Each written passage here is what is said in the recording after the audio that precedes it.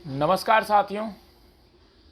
महाराष्ट्र के पालघर के बाद अब छत्तीसगढ़ में भी नागा साधुओं की पिटाई का मामला सामने आया है। पालघर का तो आपको सबको पता ही है। पालघर में किस तरीके से साधुओं को पीट पीट कर हत्या कर दी गई। और ये ऐसे लोग हैं हमारे देश में जो इतना सब होने के बावजूद भी ये रुकते नहीं हैं।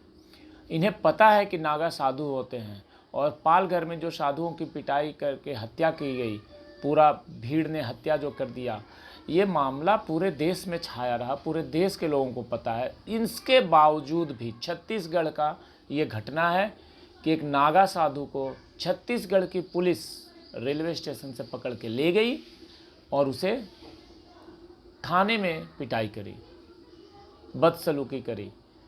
ये कर्म जले इनको कब होश आएगा, इनको कब समझ में आएगा? ये भारत में रहते हैं या पाकिस्तान में रहते हैं, ये इनको थोड़ी भी सेंस नहीं है कि एक साधु के साथ कैसा व्यवहार किया जाता है।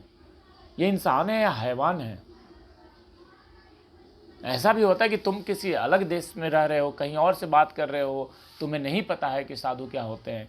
इतना सब होने के बावजूद भी देशद्रोही और एक गुंडे तत्व जो पुलिस में भर्ती है, छत्तीसगढ़ पुलिस में, इन्होंने एक नागा साधु की पिटाई करी।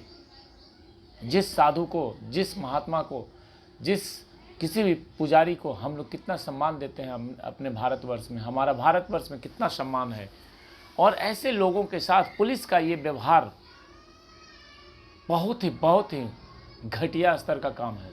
और ऐसे पुलिस को तो तुरंत और तत्काल सस्पेंड करना चाहिए, नौकरी से बर्खास्त करना चाहिए। उसे पता है कि ये साधु हैं, उसके बावजूद भी रेलवे स्टेशन से पकड़ करके ले जाना थाने में, और थाने में ले जा करके पिटाई करना, ये घोर अपराध है। और इस अपराध की सज़ा मिलनी चाहिए। और देश के सभी युवक, सभी हिंदूवादी लोग एक हो जाएं और ऐसी ऐसी घटनाएं जो भारत में हो रही है, इन सब को रोकने की ज़रूरत है। इन सब के खिलाफ आवाज़ उठाने की ज़रूरत है। ये गुंडागर्दी चल रही है इस देश में, ये पुलिस के नाम पे गुंडागर्दी कब तक चलेगा? पहले महाराष्ट्र पुलिस ने गुंडागर्दी किया और अब छत्तीसगढ़ पुलिस। हर तरफ गुंडागर्दी चल रही है। सत्ता का दुरुपयोग, सत्ता में आ गए हैं तो इसका मतलब ये नहीं कि आप जो मर्जी सो करेंगे। ऐसी गुंडागर्दी और ऐसी बदमाशियों पर रोक लगाने की ज़रूरत है। मैं आपको पहले थोड़ा उस जो साधु की जो घटना है वो मैं बताता हूँ विस्तार से कि ये कैसे और छत्तीसगढ़ में ये क्या हुआ। ऐसा हुआ कि बिलासपुर पहुँचे नागा साधु को पुलिसकर्मी ने रेलवे स्टेशन से पकड़ लिया और करीब 1.25 लाख रुपये नगद, चांदी के बर्तन भी लूट लिए। रेलवे कर्मचारी ने उन्हें घायल हालत में सड़क किनारे देखा तो उन्हें गुरु भाई के आश्रम पहुंचाया। जूना अखाड़े के नागा साधु योगी गंगापुरी सोमवार सुबह सेकेंड एसी से ट्रेन से त्रिवेंद्रम से बिलासपुर पहुंचे थे। उनको यहाँ चकरभाटा रेलवे स्टेशन के पास अनसुईया धाम में अपने गुरु भाई शंभू महाराज के आश्रम में जाना था। स्टेशन पर उतरने के बाद वो बाहर स्नान ही कर रहे थे। इसी दौरान 2 पुलिसकर्मी पहुंचे और संदेह जताते हुए उन्हें तोरवा थाने ले गए।